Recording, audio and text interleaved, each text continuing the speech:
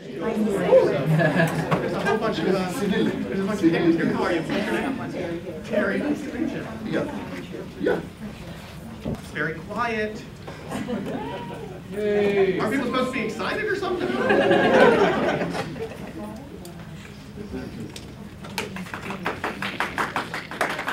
that is what we call a smatter.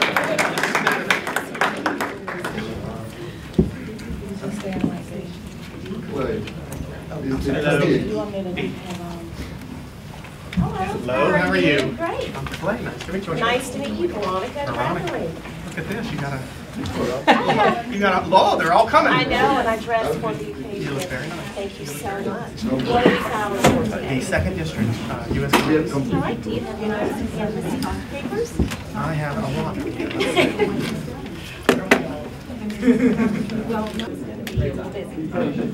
Do people to withdraw? So what you're saying is I'm in. You're in. No turning back. Okay, good. As soon as you sign this, that's it. You're in.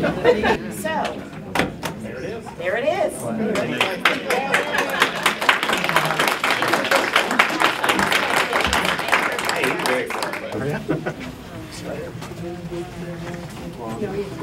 How are you? I thought I was done with my recording day.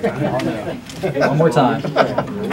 This is for the accessible people. Okay. Yes, I'm going to take, yes, absolutely. Do you know which one you want? First, I'm going to announce your office. Okay. I'm just not here, just standing here. So just say that and then. So first meeting, Okay. you'll be here in here.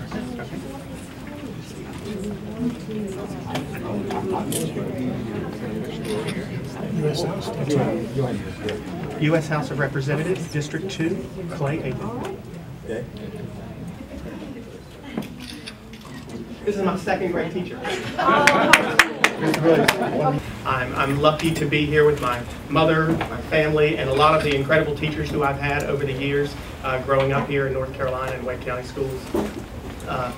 It is something that has frustrated me and I think so many people around this state and country when we look at the gridlock that's in Washington and the obstructionism and the inability to get anything done over the past several years. And that's why I've decided to run. I think the issue that I feel, there are a lot of issues that I'm very interested in. I think the thing that is affecting people directly most is the lack of the lack of employment. The unemployment rate is still too high in this state. Veterans issues are very important to me. But in general, this pervasive sense of in order to succeed in politics, you have to trash the other side. And I think that's the thing that frustrates me the most. And I think if we can stop that culture of the only way that I can succeed is if I make you look bad, if we can get rid of that, then I think we'll have a lot more success in solving some of the other problems going to work together. Do you fully support that law? Do I fully support the law or repealing of it? The Obamacare, federal health care. No, I don't think that it's completely perfect. I think there are a whole bunch of things that should be fixed and rough edges that should be smoothed out.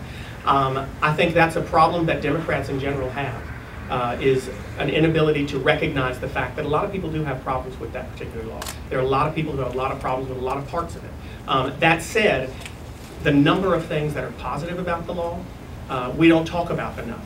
You know, there are parts of it like doctors not being able to be paid to prescribe you a particular medication.